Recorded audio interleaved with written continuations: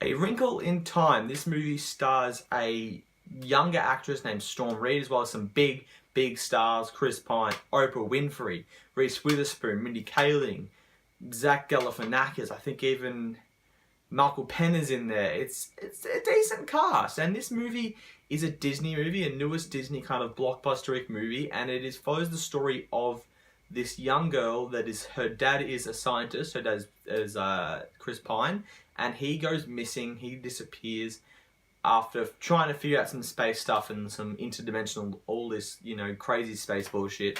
And his daughter, after 4 years, gets a knock on the door from Reese Witherspoon, and then meets Mindy Kaling, and then Oprah Winfrey rocks on the door, and they go on this huge action adventure.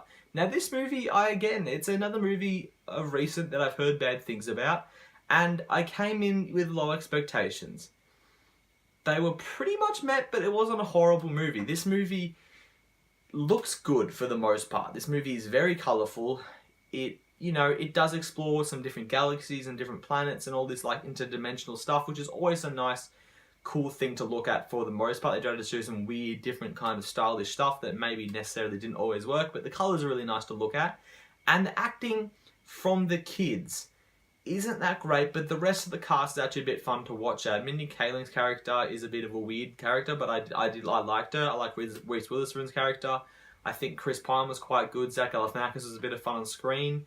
The kids, though, Reid's character, with the main character, I only just found out her name. She was decent. You could tell she was kind of iffy. You know, some parts she was good, and other parts you like that. But you kind of felt for her character and what she was going through.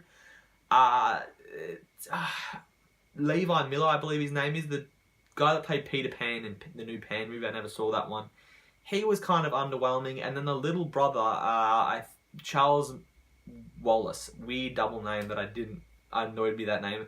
He was very over the top and not a great kid actor. But of course, you know, I can't expect a lot, but obviously when you throw in heavy acting from the kids, you're gonna have to get, you know, a little bit of critique on it. But the story itself was just kind of a bit odd, a bit underwhelming. It gets to a point and kind of stays at that point. You don't get going up. It kind of becomes anticlimactic at points. They did a lot of weird, odd stuff that didn't quite hit. I would talk about this as a free throw in basketball. They didn't airball the shot, but they just bricked it off the rim, and there was never a chance of it hitting the shot. This movie just didn't hit the mark for me. Again, I was never in this movie going, like, this movie's horrible, but I was kind of going, like, is it going to get better? And it never did. I never really had high expectations, even when the reviews started, you know, flowing in saying it's not the greatest thing, but it just didn't. It didn't hit the right notes. It didn't hit me emotionally as it was. I didn't really connect to her characters.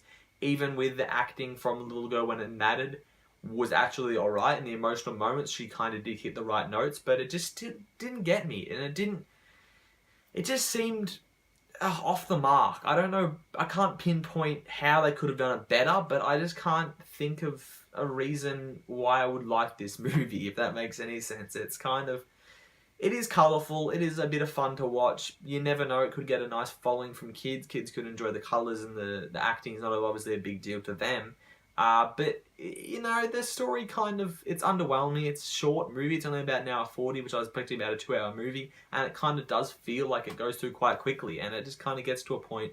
The start of the movie, the first third of the movie, you know, it kind of did seem alright, and then it kind of just faded, and it kind of just wanted to show these weird shit, show giant Oprah, show weird dimensions and eye colour and all this stuff that I just didn't quite get behind. Again, this is a movie that's probably forgettable, a movie that I think maybe kids can enjoy, but it definitely is far from a good movie. I'm giving A Wrinkle in Time a C-. Okay guys, thank you for watching my review of A Wrinkle in Time. If you like this film, let me know below what you thought of it. If you didn't like it, whatever it may be, give my video a like. You can subscribe if you haven't already. Check out my other videos. I do Blu-ray videos, reviews, anything movie-like. Check me out there. I also just started Stardust app, so you can find me with the same name at AceDavies on Stardust. And basically we're going to be doing trailer stuff, trailer reviews and like TV show stuff. I'm not going to be doing much movie stuff because I'm going to keep that here for a bit of a longer extent talk about the movie itself. But thank you guys for watching. Of course, guys, have a good one.